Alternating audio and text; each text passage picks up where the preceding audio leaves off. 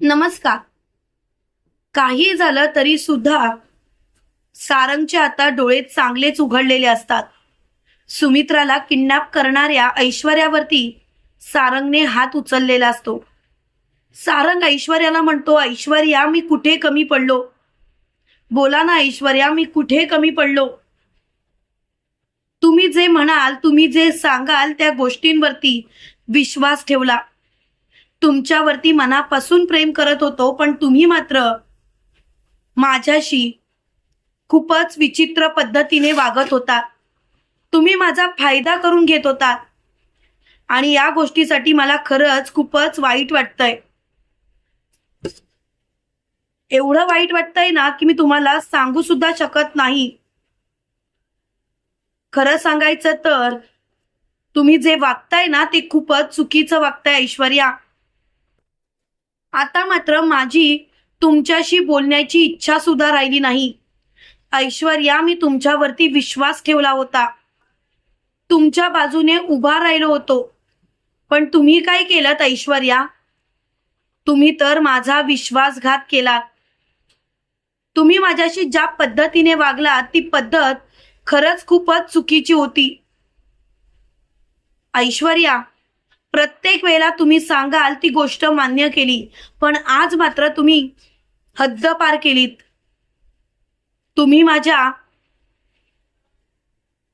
दादाबद्दल माझ्या मनात विष कालवलं. माझ्या दादाला माझ्यापासून कायमचं दूर केलं. खरं सांगू का ऐश्वर्या, आज तुम्ही माझ्या मनातून साप उतरलात.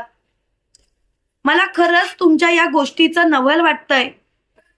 एखाद्याला संपवायचं किंवा एखाद्याला रस्त्यावर आणण्यासाठी तुम्ही एवढ्या खालच्या थराला उतराल असं मला वाटलं सुद्धा नव्हतं.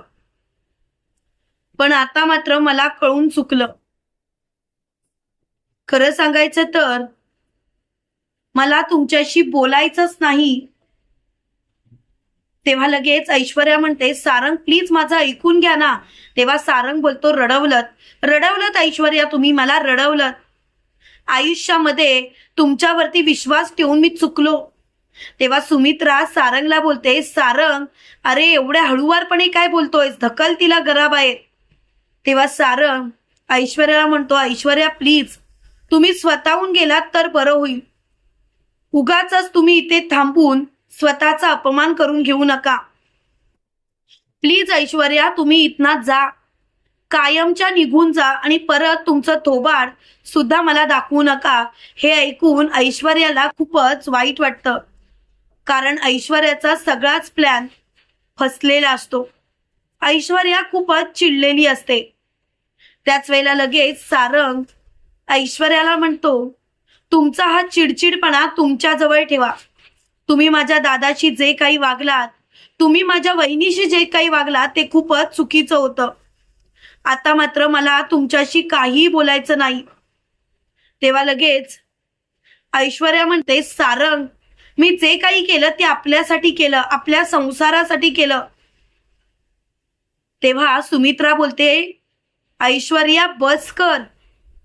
अगं खरं सांगायचं तर तू काही तुझ्या संसारासाठी केलं नाहीस. तू जर का तुझ्या संसारासाठी काही केलं असतंस ना तर तू अशी वागलीच नसतीस. अगं तू फक्त सारंगचा फायदा करून घेतलास, तो आणि तो फक्त आणि फक्त आम्हाला सगळ्यांना उद्ध्वस्त करण्यासाठी. तुला रणदिवे कुटुंबाला रस्त्यावर आणायचं होतं आणि या रणदिवे प्रॉपर्टीची मालकीण व्हायचं होतं. पण काय आहे ना ऐश्वर्या, कितीही मनात आलं तरी सुद्धा या प्रॉपर्टीची मालकीण तू कधीच होऊ शकत नाहीस, ही गोष्ट कायम लक्षात ठेव. तेव्हा ऐश्वर्या म्हणते, बस झालं. हो व्हायचं होतं मला या प्रॉपर्टीची मालकीण. या घरात आल्यापासून फक्त आणि फक्त त्या जानकीचं कौतुक ऐकलं. फक्त आणि फक्त त्या जानकीच्या तालावरती नाचायचं ठरवलं होतं. बाकी काहीच तुम्ही मला करून देत नव्हता. ती जानकी म्हणेल ती पूर्व दिशा. माझ्या आयुष्याला असा अर्थच राहिला नव्हता. खरं सांगायचं तर या सौमित्र सोबत माझं लग्न ठरलं होतं, पण त्या जानकीमुळे या बैलाच्या गळ्यात मला हार घालावा लागला. हे ऐकून मात्र सारंगच्या डोळ्यात पाणी येतं आणि सारंग ऐश्वर्याला म्हणतो, ऐश्वर्या अहो काय बोलताय तुम्ही? तुमचं माझ्यावरती प्रेम आहे असं म्हणायचात ना तुम्ही. तेव्हा लगेच ऐश्वर्या बोलते, प्रेम? प्रेमाचा अर्थ तरी तुम्हाला समजतो काय? अहो मी कशी आणि तुम्ही कसे? अहो जरा तुम्ही विचार करा. तुमच्यावरती प्रेम करण्यापेक्षा मी एकटं राहणं पसंत करीन. तुमच्यासारख्या बैलासोबत मला तर कधीच संसार करायचा नव्हता. मला तर तुम्हाला कायमचं उद्ध्वस्त करायचं होतं. तेव्हा सारंग बोलतो, बस झालं. ऐश्वर्या, अजून किती सत्य ओकणार आहात? आणि या सर्व गोष्टींमध्ये तुम्हाला आजी सामील होती, बरोबर ना? आणि सारंग आजीजवळ जातो आणि आजीला बोलतो, बघितलंस आजी, माझ्या आयुष्याची माती करून तुला आनंद झालाय ना? नाही, तुला झालाच असणार आनंद, कारण तुझ्यासाठी तर तेच महत्वाचं होतं ना. तेव्हा लगेच आजी बोलते, अरे तू असं का म्हणतोयस? अरे मी असा का विचार करेन? अरे माझ्या मनी ध्यानी सुद्धा असं काही नाही रे. मी फक्त आणि फक्त तुझा विचार केला, तुझ्या संसाराचा विचार केला. तुम्ही दोघं एकत्र नांदावे एवढाच विचार केला.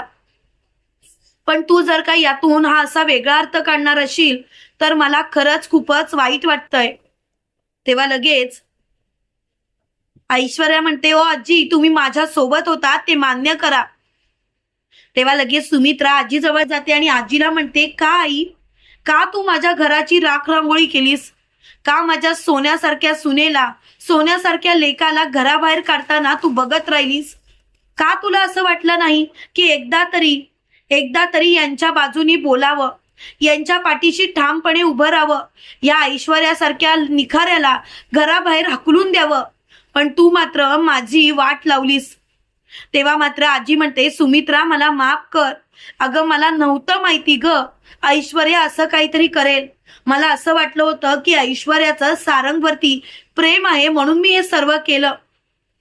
तेव्हा लगेच सौमित्र म्हणतो, आजी, या नालायक बाईचं आपल्या सारंगवरती प्रेम? अगं हिने तर आपल्या साध्या बोळ्या सारंगला खूपच विचित्र केलंय. बघितलंस ना कसा भांडायला जातो, कसा अंगावरती धावत जातो. मला तर त्याचं हे वागणं पटतच नाही. किती काही झालं तरी सुद्धा मला या माणसाशी बोलावंसं सुद्धा वाटत नाही.